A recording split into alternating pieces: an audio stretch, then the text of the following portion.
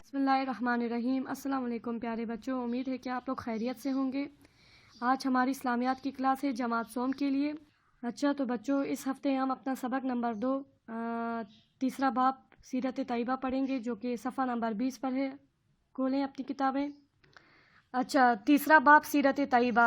सीरत का मतलब है वो तमाम इखलाकियात, वो तमाम हुस्न सलूक, वो तमाम मामलात ज़िंदगी। ठीक है, तैयबा का मतलब है पाक, और हुज़ूर पाक सल्लल्लाहु अलैहि वसल्लम की यानी ज़िंदगी के बारे में उनकी जो तमाम जो लाइफ, ठीक है, उन्होंने गुजारी पैदाइश से लेकर उनकी वफ़ात तक। ठीक है, उनका जो सब्र तहम्मुल, उनकी रवादारी, उनकी सदाकत, उनकी अमानत, दियानत, हुस्न मामलात, हुस्न सलूक, वो तमाम ज़िंदगी के जो तरीक़े थे, ठीक है, ज़िंदगी गुजारने के जो तमाम तरीक़े थे वो सीरत तैयबा में आते हैं। ठीक है, यहाँ पे आप लोग का टॉपिक जो है वो हुज़ूर पाक सल्लल्लाहु अलैहि वसल्लम की पैदाइश, उनका जो उनकी जो जवानी थी, और जवानी में जो उन्होंने मुआहदे किए, जो लाइफ गुजारी, ठीक है, वो उनके निकाह के बारे में, ठीक है, और जो उन्होंने 25 साल की उम्र में की थी।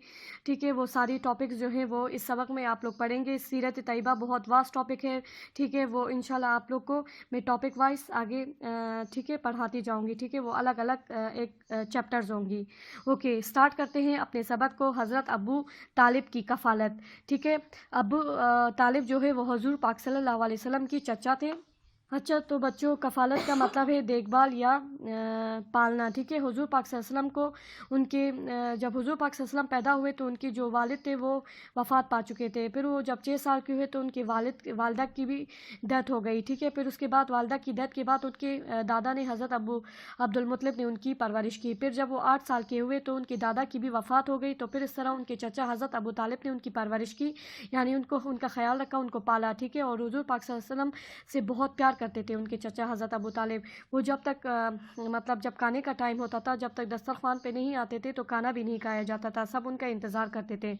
ठीक है, तो इस तरह उनकी बहुत ज़्यादा उनसे लगाव थी हज़रत अबू तालिब की हज़रत मोहम्मद सल्लल्लाहु अलैहि वसल्लम से। ठीक है, चलिए अब स्टार्ट करते हैं इसको। हमारे प्यारे रसूल सल्लल्लाहु अलैहि वसल्लम जब इस दुनिया में तशरीफ़ लाए तो आप सल्लल्लाहु अलैहि वसल्लम के वालिद का इंतकाल हो चुका था। 6 साल की उम्र में आप सल्लल्लाहु अलैहि वसल्लम की वालिदा माजिदा का इंतकाल हो गया। वालिदा उनकी कौन थी? हज़रत बीबी आमना। ठीक है, आप सल्लल्लाहु अलैहि वसल्लम की वालिदा की वफ़ात के बाद आप सल्लल्लाहु अलैहि वसल्लम की परवरिश का ज़िम्मा यानी देखभाल का ज़िम्मा आपके दादा हज़रत अब्दुल मुत्तलिब ने लिया। 8 साल की उम्र में जब आप सल्लल्लाहु अलैहि वसल्लम के दादा भी वफ़ात पा गए तो आप सल्लल्लाहु अलैहि वसल्लम के चचा हज़रत अबू तालिब ने आप सल्लल्लाहु अलैहि वसल्लम की परवरिश की। उन्होंने आप सल्लल्लाहु अलैहि वसल्लम को बहुत मोहब्बत और प्यार से पाला। आप सल्लल्लाहु अलैहि वसल्लम इनकी शफ़क़त के साए में पले और जवान हुए। ठीक है, यानी हज़रत अबू तालिब ने उनकी कफ़ालत की। दूसरे टॉपिक पे आ जाए, सफ़र शाम। सफ़र शाम में क्या हुआ था? हज़रत अबू तालिब का पेशा यानी उनके चचा का पेशा जो था वो तिजारत था, यानी वो क्या काम करते थे? तिजारत का मतलब है तिजारत यानी कारोबार करते थे। ठीक है, वो तिजारत की गर्ज से अक्सर दूसरे ममालिक जाते थे, यानी शाम वगैरह। ठीक है, जब आप सल्लल्लाहु अलैहि वसल्लम की उम्र 12 बरस की थी, यानी हुज़ूर पाक सल्लल्लाहु अलैहि वसल्लम 12 बरस के थे, 12 ईयर्स। ठीक है, तो आप सल्लल्लाहु अलैहि वसल्लम के चचा ने तिजारत की गर्ज से मुल्क शाम का सफ़र किया। आप सल्लल्लाहु अलैहि वसल्लम ने भी शाम जाने की ख्वाहिश ज़ाहिर की। उन्होंने अपने चचा से कहा कि मैं भी आपके साथ चलता हूँ। चुनांचा आप सल्लल्लाहु अलैहि वसल्लम की ख्वाहिश पर आप सल्लल्लाहु अलैहि वसल्लम के चचा आप सल्लल्लाहु अलैहि वसल्लम को अपने हमरा ले गए। तो हज़रत अबू तालिब हुज़ूर पाक सल्लल्लाहु अलैहि वसल्लम को अपने साथ ले गए। रास्ते में हज़रत अबू तालिब की मुलाकात बहीरा नामी ईसाई राहिब से हुई। ठीक है, यानी वहाँ उनकी रास्ते में एक ईसाई शख्स से मुलाकात हुई। ठीक है, उसने आप सल्लल्लाहु अलैहि वसल्लम में अल्लाह ताला के आखिरी नबी होने की निशानियाँ देखी, यानी उसने निशानियाँ देखी कि हुज़ूर पाक सल्लल्लाहु अलैहि वसल्लम जो हैं वो आखिरी रसूल हैं जिन पर नबूवत का नज़ूल होने वाला है। क्योंकि ईसाइयों की किताब में हुज़ूर पाक सल्लल्लाहु अलैहि वसल्लम के आने की निशानियाँ बताई गई थी, तो इसीलिए उस राहिब ने जब हुज़ूर पाक सल्लल्लाहु अलैहि वसल्लम को देखा तो उन्होंने ये निशानियाँ देखी और हज़रत अबू तालिब से कहा कि आप अपने भतीजे को वापस मक्का ले जाएं, ऐसा ना हो कि रास्ते में दुश्मन उन्हें नुकसान पहुँचाए। जब हज़रत अबू तालिब ने जब ये सुना तो फ़ौरन वापसी का सफ़र इख्तियार किया। ठीक है, अच्छा तो अपने टॉपिक नंबर 3 पे आ जाएं, हल्फ़ुल फ़ुज़ूल। हल्फ़ुल फ़ुज़ूल जो है वो एक मुआहदा था जो कि एक जंग लड़ी गई थी जब हुज़ूर पाक सल्लल्लाहु अलैहि वसल्लम की उम्र 20 साल की थी, यानी वो एक नौजवान थे। इस जंग का नाम हर्फ़ फ़ज्जार है जो कि दो कबीलों के बीच में लड़ी गई थी। ठीक है, हल्फुल फजूल इस जंग के बाद एक मुआहिदा तय पाया कि जिस वो ये अमन का मुआहिदा था जिसमें 3 सरदार थे। हल्फुल फजूल इसको इस मुआहिदे को नाम इसलिए रखा क्योंकि इस पर आमादा होने वाले 3 सरदारों के नाम में लफ्ज़ फ़ज़ल मुश्तरक था, यानी उनके लफ्ज़ नाम में फ़ज़ल आता था, जैसे फ़ज़ल बिन वारिस। ठीक है, फॉर एग्ज़ाम्पल ये था। ठीक है, ओके, अच्छा पढ़ते हैं इस मुआहिदे को। हजूर पाक सल्लल्लाहु अलैहि वसल्लम की जवानी के दौर में अरब के 2 कबीलों कुरैश और केस के दरमियान एक जंग लड़ी गई। ठीक है, एक जंग लड़ी गई। इस जंग का नाम हरफ फज्जा था। ये जंग मुहर्रम हराम के मुकद्दस महीने में लड़ी गई। इस जंग में हजूर पाक सल्लल्लाहु अलैहि वसल्लम ने हिस्सा नहीं लिया, लेकिन उन्होंने अपने चचाओं को जो दुश्मन की तरफ से तीर आ रहे थे वो तीर उनको तमा रहे थे, उठा उठा के दे रहे थे। और जो ये जंग थी, ये मुहर्रम हराम कुछ ऐसे महीने होते हैं जो हुर्मत के महीने होते हैं ना, इनमें जंग लड़ना मना है। ठीक है, तो इस तरह मुहर्रम हराम के महीने में ये लड़ी गई तो ज़्यादा नुकसान भी हुआ। ठीक है, मना भी किया गया। ठीक है, तो फिर इस तरह इसको ख़त्म करने के लिए एक अमन का मुआहिदा किया गया। ठीक है, जिसको हल्फुल फजूल कहते हैं उस मुआहिदे को। अच्छा, अरब में इस महीने में लड़ाई करना मना था, जैसे मैंने आप लोग को पहले बताया। इस लड़ाई को हर्फ फज्जार का नाम दिया गया। इस लड़ाई में दोनों कबीलों का बहुत ज़्यादा जानी और माली नुकसान हुआ। दोनों कबीलों को इस नुकसान पर बेहद अफसोस था, लिहाजा उन्होंने सफ़ा नंबर 21 पर आ जाए। लिहाजा उन्होंने आइंदा आपस में ना लड़ने का फ़ैसला किया और आपस में मुआहिदा कर लिया कि ये मुआहिदा हल्फुल फजूल के नाम से मशहूर है। मुआहिदा क्या हुआ कि जिसमें इस हल्फुल फजूल के मुआहिदे में क्या हुआ कि जिसमें फ़ैसला किया गया कि जालिम की मुखालिफत और मजलूम की मदद की जाएगी। ठीक है, और क्या हुआ इसमें यहाँ पे बताया नहीं गया कि और क्या क्या मुआहिदे में और क्या क्या तय पाया। मैं बताती हूँ आप लोग को कि मुल्क में हर तरह का अमन होगा। ठीक है, मुसाफिरों की हिफाजत करेंगे और गरीबों की इमदाद करेंगे, किसी भी जालिम को मक्का में रहने नहीं देंगे। ठीक है, यानी जालिम शख्स को मक्का से निकाल दिया जाएगा।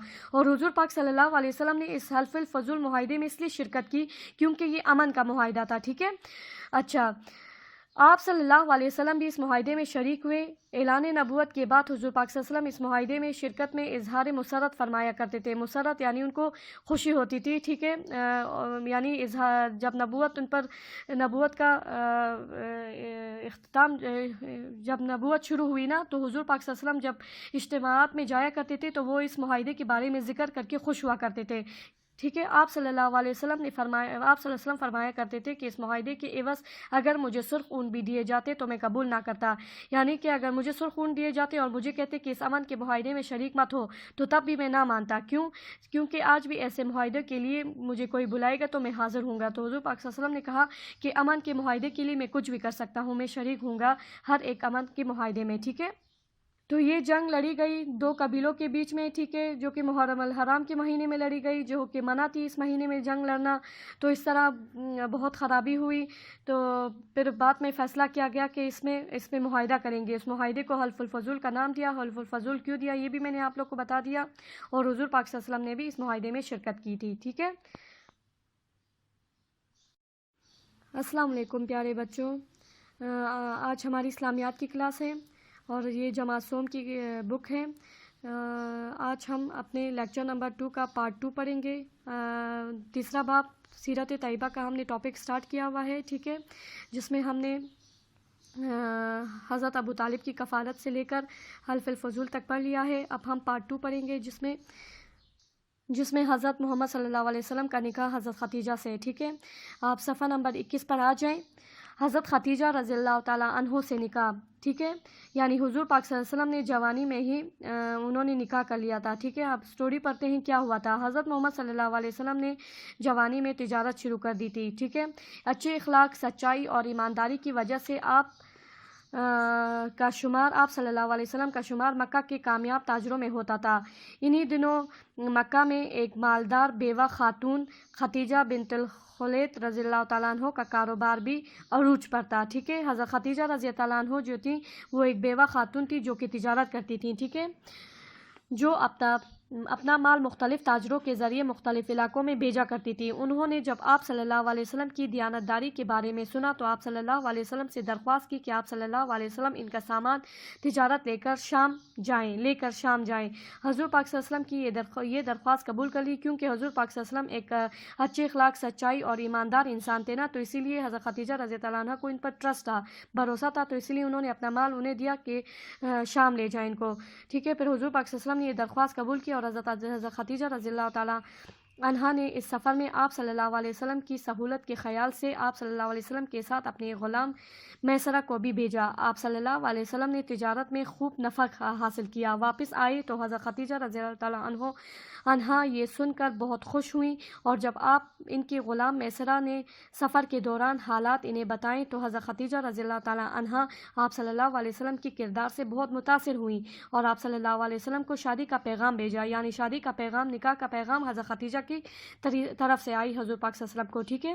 حضرت خدیجہ رضی اللہ تعالیٰ عنہا نے اپنے چچا حضور پاک صلی اللہ علیہ وسلم نے اپنے چچا ابو طالب کے مشورے سے یہ پیغام قبول کر لیا، ٹھیک ہے۔ تو حضرت ابو طالب سے حضور پاک صلی اللہ علیہ وسلم نے مشورہ کیا تو یہ پیغام یعنی نکاح کا پیغام انہوں نے قبول کر لیا، اور نکاح کے وقت حضور پاک صلی اللہ علیہ وسلم کی عمر 25 سال یعنی 25 ایئرس، اور حضرت خدیجہ رضی اللہ تعالیٰ عنہ کی عمر 40 سال تھی، ٹھیک ہے۔ یعنی حضرت خدیجہ رضی اللہ عنہ عمر میں بڑی تھی حضور پاک صلی اللہ علیہ وسلم سے، لیکن پھر بھی انہوں نے نکاح کا پیغام قبول کیا، ٹھیک ہے۔ اوکے، اب آ جائیں واقعہ حجر اسود۔ اچھا تو بچوں، جیسا کہ آپ لوگ جانتے ہیں اب واقعہ حجر اسود شروع ہو چکا ہے ٹاپک آپ لوگ کا، تو اس سے پہلے میں آپ لوگ کو تھوڑا سا سمجھانا چاہتی ہوں کہ حجر اسود ہے کیا۔ حجر اسود جو ہے وہ ایک پتھر کا نام ہے جو کہ ایک جنت کا پتھر ہے، ٹھیک ہے۔ اس کو اردو میننگ میں اس کو سیاہ پتھر کہتے ہیں، ٹھیک ہے۔ حجر کا مطلب ہے پتھر، اوکے۔ اچھا تو بچوں، یہ حجر اسود اور مقام ابراہیم جو خانہ کعبہ میں موجود ہیں، یہ حجر اسود جو ہے وہ خانہ کعبہ کے ساتھ نصب ہے، یعنی اس کے ساتھ اٹیچ ہے، اور مقام ابراہیم جو ہے وہ تھوڑا سا فاصلے میں ہے۔ تو یہ دونوں پتھر حضرت آدم علیہ السلام کے ساتھ ہی جنت سے اتارے گئے تھے، یعنی جب حضرت آدم علیہ السلام کو جنت سے نکال کر دنیا میں بھیج دیا گیا تھا تو تب بھی یہ دونوں پتھر بھی اتر چکے تھے زمین میں، ٹھیک ہے۔ اچھا تو مقام ابراہیم یعنی وہاں وہ جگہ، وہ پتھر جس پر حضرت ابراہیم علیہ السلام نے کھڑے ہو کر خانہ کعبہ کی بنیاد رکھی اپنے بیٹے حضرت اسماعیل علیہ السلام کے ساتھ، اور پھر اس حجر اسود کو اس کے خانہ کعبہ کے ساتھ ہی رکھ دیا تھا، ٹھیک ہے۔ یعنی حضرت اسماعیل علیہ السلام کے ساتھ انہوں نے یہ سارا کیا تھا۔ پھر اس کے بعد ادھر جو واقعہ ہے آپ لوگ کی بک میں وہ ہم پڑھیں گے کہ اس میں کیا ہوا تھا، یعنی حضور پاک صلی اللہ علیہ وسلم کی دور میں خانہ کعبہ کو دوبارہ نئے سرے سے تعمیر کرنے کی ضرورت پیش آئی تھی۔ تو پھر حجر اسود کے ساتھ کیا ہوا، اب پڑھتے ہیں، شروع کرتے ہیں اپنا ٹاپک۔ اچھا تو بچوں، حجر اسود کی تھوڑی سی ہسٹری بھی ہے کہ یہ ایک بہت روشن پتھر تھا۔ یہ جب زمین میں اتارا گیا تو 40 سال تک اس کی روشنی ایسی تھی۔ اگر اللہ تعالیٰ اس کی روشنی کو ختم نہ فرماتے تو یہ مشرق و مغرب تک کی تمام ایریا کو بہت روشن کرتا اور اس کو انسانی آنکھ نہ دیکھ سکتی۔ تو اسی لیے اس کو انسانوں کے ساتھ اس دنیا میں رہنا تھا، تو اللہ تعالیٰ نے اس روشنی کو ختم کر دیا، اور بعض روایات میں آتی ہیں کہ انسانوں کی گناہوں کی وجہ سے اس کی روشنی جو ہے یہ بے نور ہو گئی، ٹھیک ہے۔ جیسا کہ آپ لوگ جانتے ہیں کہ یہ جنت سے آیا ہوا ہے نا، تو حضور پاک اللہ تعالیٰ نے اس کی ہمیشہ سے حفاظت کی ہے حضرت نوح علیہ السلام کے دور میں، اور جیسا کہ بچوں آپ لوگ جانتے ہیں کہ اللہ تعالیٰ آسمانی چیزوں کی حفاظت خود کرتے ہیں، تو اسی طرح اس کی بھی اللہ تعالیٰ نے ہمیشہ سے حفاظت کی، ٹھیک ہے۔ جب حضرت نوح علیہ السلام کا دور تھا تو ان کی قوم پر جب طوفان آیا، بہت شدید طوفان تھا، تو اس ٹائم اس کو اللہ تعالیٰ نے آسمان کی طرف اٹھا لیا تھا، اور پھر جیسے جب طوفان تھم گیا تو یہ سب کچھ ہوا تھا۔ اور یہ حجر اسود کا مقصد یہ ہے کہ خانہ کعبہ میں اس کو کیوں نصب کیا گیا، کیونکہ یہیں سے طواف کا اسٹارٹ بھی یہیں سے ہے، اور اس کا یہ اختتام یعنی ختم بھی طواف یہیں پہ ہوگا۔ فار ایگزامپل اب جب حج کے لیے جاتے ہیں یا عمرے کے لیے تو 7 بار اس پہ چکر لگایا جاتا ہے نا، یعنی اسٹارٹ بھی اسی حجر اسود سے کریں گے، اور جب اختتام ہوگا یعنی 7 چکر پورے ہوں گے تو حجر اسود پہ ہی آ کے رکیں گے، ٹھیک ہے۔ تو یہ ایک پوائنٹ ہے۔ اچھا اسٹارٹ کرتے ہیں اس کو۔ حضور اکرم صلی اللہ علیہ وسلم کے زمانے میں خانہ کعبہ کو نئے سرے سے تعمیر کرنے کی ضرورت پیش آئی۔ آپ صلی اللہ علیہ وسلم نے بھی سب کے ساتھ اس کی تعمیر میں حصہ لیا۔ خانہ کعبہ کی تعمیر مکمل ہوئی تو حجر اسود کو نصب کرنے کا موقع آیا۔ اچانک یہ جھگڑا اٹھ کھڑا ہوا کہ یہ سعادت کون حاصل کرے گا، یعنی حجر اسود کو اب رکھنے کا کون رکھے گا، تو یہ اس پر ایک جھگڑا سٹارٹ ہوا، ٹھیک ہے۔ حجر اسود دراصل سیاہ رنگ کا ایک مقدس پتھر ہے جو خانہ کعبہ کی دیوار میں نصب ہے، इस वक्त हर कबीले का सरदार ये चाहता था कि हजर अस्वद को इसके असल मुकाम पर रखे। इस बात पर नौबत लड़ाई झगड़े पर की गई। आखिर मसला हल करने के लिए ये तय पाया कि कल सुबह जो शख्स सबसे पहले खाना काबा में दाखिल होगा वो जो फैसला करेगा इसको कबूल कर लिया जाएगा। अल्लाह ताला के हुक्म से हजूर पाक सल्लल्लाहु अलैहि वसल्लम सबसे पहले तशरीफ़ लाएं। आप सल्लल्लाहु अलैहि वसल्लम को देखते ही सब पुकार उठे, आमीन, तशरीफ़ ले आए, सब हमें इनका फ़ैसला मंजूर है। इस पर आप सल्लल्लाहु अलैहि वसल्लम ने हजर अस्वद को अपने चादर पर रखा और हर ख़ानदान के सरदार से कहा कि वो इस चादर को किनारों से पकड़कर पत्थर नस्ब करने की जगह तक ले जाएं। जब पत्थर अपनी जगह पर पहुंच गया तो आप सल्लल्लाहु अलैहि वसल्लम ने अपने मुबारक हाथों से असल मुकाम पर नस्ब कर दिया। इस तरह ये मुआहिदा अमन व अमान से तय पाया गया। ठीक है, यानी हजर अस्वद को यानी खाना काबा की दोबारा नए सिरे से इसकी तामीर की गई और हजर अस्वद को उसके असल मुकाम पर ले जाना था। तो ये झगड़ा हुआ और फिर ये मुआहिदा भी तय पाया कि इस मसले को ऐसे हल करेंगे कि जो खाना काबा में सबसे पहले आएगा कल सुबह वही रखेगा। तो अल्लाह के हुक्म से हजूर पाक सल्लल्लाहु अलैहि वसल्लम आए और इस तरह हजूर पाक सल्लल्लाहु अलैहि वसल्लम और 4 ख़ानदानों के 4 सरदारों ने मिलकर इसको हजर अस्वद को उसकी जगह पर रखा। ठीक है, आप लोग खाना काबा को अगर देखा भी होगा या सर्च करके देख ले तो आप लोग को नज़र आ जाएगा। ठीक है, ये एक सियाह रंग का पत्थर है। ठीक है, अच्छा तो बच्चों आप लोग का जो दूसरा टॉपिक है वो है गारे हिरा की खलवत नशीनी। खलवत का मतलब है तन्हाई और नशीनी का मतलब है बैठना। गारे हिरा में हजूर पाक सल्लल्लाहु अलैहि वसल्लम अपना बहुत ज़्यादा वक्त गुजारा करते थे और बहुत इबादतें करते थे। क्यों? जब मक्का में जहालत बहुत ज़्यादा थी, लोग जहालत की तारीकियों में डूब चुके थे। शराब, जुआ ये सब कुछ आम था। लड़कियों को ज़िंदा दफन करना, यानी जिनके घर बेटियाँ होती थी तो उनको ज़िंदा दफनाया जाता था। तो इन तमाम बुराइयों के ख़ात्मे के लिए हजूर पाक सल्लल्लाहु अलैहि वसल्लम बहुत सोचा करते थे। उनके लिए उनके दिल और दिमाग में हर वक्त ख़यालात चाहे रहते थे कि इन बुराइयों को कैसे ख़ात्मा किया जाए। तो इस तरह वो गारे हिरा जो है वो एक पहाड़ है जो कि जिसमें एक गार भी है। ठीक है, उसमें वो अपना ज़्यादातर वक्त गुजारा करते थे जो कि मक्का से 3 मील दूर है। ठीक है, अच्छा तो वहाँ पे हजूर पाक सल्लल्लाहु अलैहि वसल्लम अपना टाइम गुजारा करते थे, इबादत किया करते थे। और इसी गार हिरा में हजूर पाक सल्लल्लाहु अलैहि वसल्लम पर पहली वही नाजिल हुई, यानी कुरान का नज़ूल पहली बार उधर ही हुआ। ठीक है, जो कि हज़रत जिब्राइल अमीन लेकर आए और इस तरह दुनिया को हिदायत और रहनुमाई के लिए हजूर पाक सल्लल्लाहु अलैहि वसल्लम को ही अल्लाह ताला ने चुना। स्टार्ट करते हैं। इस्लाम से पहले मक्का के लोग जहालत की तारीकियों में डूबे हुए थे। इनमें तरह तरह की मौशती बुराइयां मौजूद थी। बुत परस्ती आम थी, शराब पीना, जुआ खेलना और लड़कियों को जिंदा दफन कर देना इनके लिए आम सी बात थी। हुजूर अकरम सल्लल्लाहु अलैहि वसल्लम इन मौशती बुराइयों को देखकर बहुत अफसरदा होते और सोचते कि लोगों को इन बुराइयों से किस तरह बचाया जाए। इस किस्म के ख्यालात हर वक्त आप सल्लल्लाहु अलैहि वसल्लम के दिल दिमाग पर छाए रहते, यहाँ तक कि आप सल्लल्लाहु अलैहि वसल्लम तन्हाई पसंदी की तरफ माइल हो गई, यानी गार हिरा में खलवत नशीनी, यानी वो अकेले बैठना उनको अच्छा लगने लगा। ठीक है, यानी और आप सल्लल्लाहु अलैहि वसल्लम की दिन और रातें गार हिरा में बसर होने लगी। गार हिरा मक्का से कोई 3 मील के फासले पर वाक़या जबल नूर की एक तंग घाटी में है। आप सल्लल्लाहु अलैहि वसल्लम खाने पीने की अशिया साथ ले जाते और कई रोज़ वहाँ जाकर क़याम फरमाते और गौर फ़िक्र करते थे। गार हिरा में आप सल्लल्लाहु अलैहि वसल्लम पर अल्लाह ताला की तरफ से पहली वही नाजिल हुई जो हज़रत जिब्राइल अलैहिस्सलाम लेकर आए और इस तरह दुनिया की हिदायत और रहनुमाई का फरीज़ा हजूर अकरम सल्लल्लाहु अलैहि वसल्लम की सुपुर्द हुआ। ठीक है, और इस तरह यहाँ से लोगों की रहनुमाई और इस्लाम की फैलाव का आगाज़ यहीं से हुआ। और इसी तरह हजूर पाक सल्लल्लाहु अलैहि वसल्लम ने फिर इस माशरे को, इस जहालत को ख़त्म करने के लिए कोशिशें शुरू कर दी। ठीक है, तो ये सारा टॉपिक आप लोग का हुजूर पाक सल्लल्लाहु अलैहि वसल्लम की ज़िंदगी के बारे में था। ठीक है, उनकी पैदाइश, उनकी तिजारत, उनका निकाह और फिर उनके तमाम मुआहिदात। ठीक है, अस्सलाम वालेकुम प्यारे बच्चों, आज आप लोग की इस्लामियात की क्लास है। ये एक बुक जमात सोम के लिए है। हम अपना लेक्चर नंबर 2 स्टार्ट कर चुके हैं जो कि सीरत तैयबा के बारे में है। ठीक है, जिसमें हमने अपना पार्ट 1 और पार्ट 2 कर लिया है। अब पार्ट 3 में मैं आप लोग को मश्क करवाऊंगी। अपने बुक के पेज नंबर 23 पे आ जाइए। अच्छा तो बच्चों मश्क पे आ जाएं, जिसमें आप लोग के पास है सवाल नंबर 1 में खाली जगह पुर कीजिए। ठीक है, अच्छा نمبر 1 کیا ہے؟ حضرت آمنہ یعنی حضرت محمد صلی اللہ علیہ وسلم کی والدہ کی وفات کے وقت حضور پاک صلی اللہ علیہ وسلم کی عمر ڈیش تھی، ڈیش سال تھی، تو 6۔ حضرت ابو طالب حضور پاک صلی اللہ علیہ وسلم کی ڈیش تھے۔ ابو طالب کون تھے؟ چچا تھے۔ حضرت ابو طالب ڈیش کی غرض سے اکثر دوسرے ممالک جاتے تھے۔ کس چیز کی غرض سے؟ تجارت یا کاروبار کے، ٹھیک ہے۔ حرب فجار قبیلہ قریش اور قبیلہ ڈیش کے درمیان لڑی گئی، 2 قبیلوں کے درمیان لڑی گئی نا، قریش یعنی حضور پاک صلی اللہ علیہ وسلم کے قبیلے، اور ایک اور قبیلہ جو کہ جس کا نام تھا کیس، ٹھیک ہے۔ اچھا، حضرت محمد صلی اللہ علیہ وسلم پر پہلی وحی ڈیش میں نازل ہوئی۔ کہاں نازل ہوئی؟ غار حرا میں۔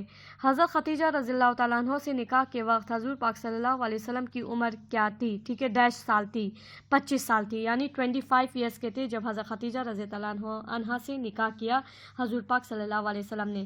سوال نمبر 2 جو ہے وہ سوالات جوابات ہے، وہ انشاءاللہ ہم کاپی میں کریں گے۔ اچھا، سوال نمبر 3 پر آ جائیں۔ درست جواب کے آگے ٹک اور غلط جواب کے آگے کراس لگائیں۔ حضرت ابو طالب نے حضور پاک صلی اللہ علیہ وسلم کی پرورش بڑی محنت سے کی، ٹھیک۔ حلف الفضول معاہدے کے مطابق ظالم کی مدد اور مظلوم کی مخالفت کی جائے گی، غلط، ظالم کی مخالفت اور مظلوم کی مدد کی جائے گی، ٹھیک ہے۔ اچھا، حضرت محمد صلی اللہ علیہ وسلم سے نکاح کے وقت حضرت خدیجہ رضی اللہ عنہ کی عمر 40 سال تھی، جی بالکل 40 سال تھی۔ حضور اکرم صلی اللہ علیہ وسلم پر پہلی وحی حضرت جبرائیل علیہ السلام لے کر آئے، جی بالکل۔ غار حرا مدینے کے قریب واقع ہے، نو، غار حرا مکہ کے قریب واقع ہے، کلیئر۔ سو یہ ہے آپ لوگ کا ایکسرسائز، ٹھیک ہے، یہ آپ لوگ اپنی کتابوں میں کر لیں، ٹھیک ہے، اور اس کو آپ لوگ یاد بھی کریں اور اس سبق کی پڑھائی کریں آپ لوگ، ٹھیک ہے۔ یہ آپ لوگ کا ہوم ورک ہے۔ ہم انشاءاللہ اگلی کلاس میں ملیں گے، تب تک کے لیے اپنا خیال رکھیے۔ اللہ حافظ۔